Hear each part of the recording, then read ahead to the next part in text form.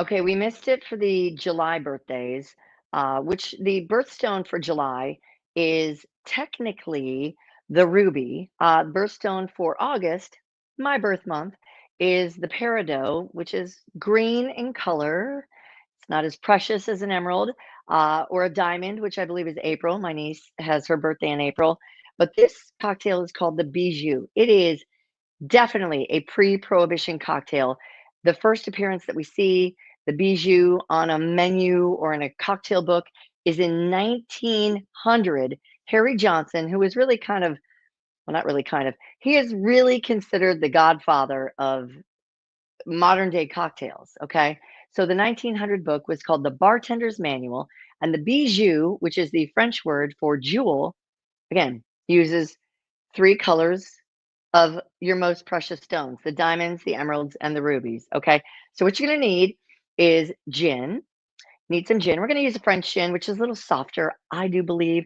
This one is called Citadel. It is a French gin, which is honestly kind of a new thing.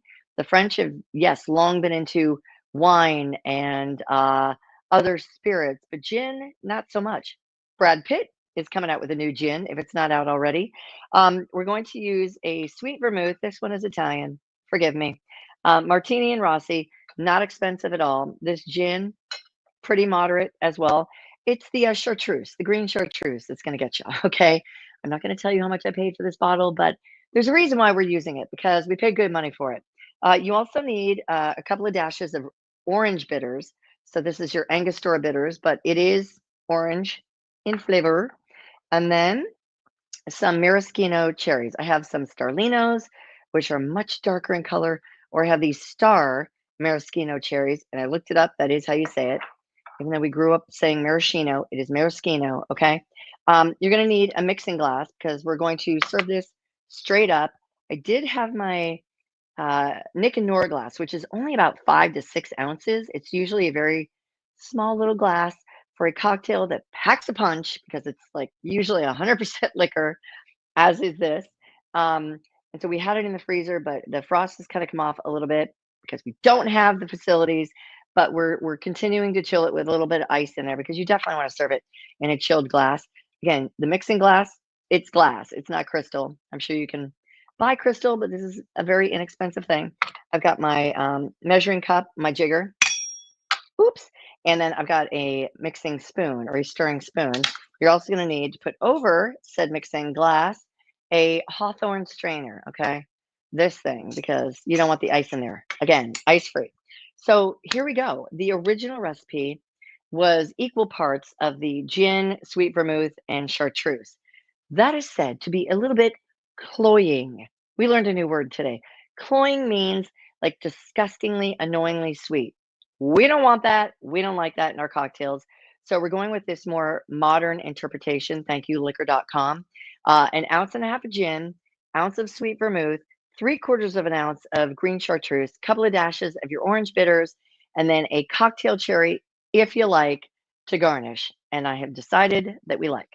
So let's see. Okay, good. I was worried that the ice might have started to, um, you know, melt because we don't want too much water in that. And that's why we're mixing it in a mixing glass. I probably only have an ounce and a half, surely enough, of my Citadel gin. And if I'm being honest, a wee shy. So I'm glad it didn't call for 2 ounces. Okay, we're going to put in the gin. I'm going to put in, let's see, 1 ounce of sweet vermouth. Brand new bottle. Don't you love it? Okay, 1 ounce of the sweet vermouth. They also kind of compare this sometimes to a Negroni that took a hard left after the sweet vermouth and the gin when I added chartreuse. And then we just want 3/4 of an ounce. I just want to, again, I want to be proper about this. We need to, we used to not like gin, but I'm here to tell you when you're having it in a great cocktail, well made by you, it's delicious. It's so good. Especially when you know kind of what kind of gin you like. If a London dry gin usually is way more juniper forward. All of them have herbs in them. Like the chartreuse is like Carthusian monks. How many herbs and spices and whatnot? Lots and lots. It's 130 alpine herbs according to the ancient 1605 formula. It's kind of like it was made in 1605. That's about how I paid for it. Okay, so a couple of dashes of orange bitters. 1, 2. Buckle my shoe. You know I had to. Okay, we'll get the cherry ready. We'll dump out the ice. This glass should be nice and chilled. We will put our cherry. It's supposed to be stemmed cherries. Yep, there we go. We have a little stemmed cherry in there. Out my way. And then we're just going to mix this for a good 15 to 20 seconds. And the reason why you do it like this, and it would probably be better if I even had a larger piece of ice or a chunk of ice, because you don't want to dilute it too much, just enough. Anybody counting? Anyone? She didn't count. I didn't count. Okay. Oh, the cherry is like standing straight up in this glass. So well behaved. I love that for me. Okay. Oh, I can smell it. Yeah, the green chartreuse is what's kind of the unknown, because it's definitely going to make it herbal. Herbal. Okay, let's see how we do. The Bijou. Amber in color. Okay. Let's see. It should be nice and cold. Let's see how we like it. Oh, God, I can still see like lipstick stains from cocktails of yesteryear. Okay, oh, it smells good. I'm sure it's going to be quite potent.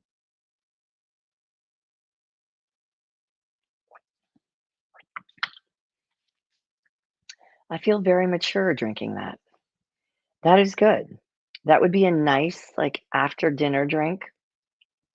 If you've behaved yourself during dinner and before dinner, that is nice. That does feel really well balanced and sophisticated, dare I say. Ooh la la, the joie de vivre, all the other French phrases I barely remember. Mm, that's nice. I don't know that I've ever seen that on a menu. Maybe at a fine steakhouse you might see that, but that's delicious.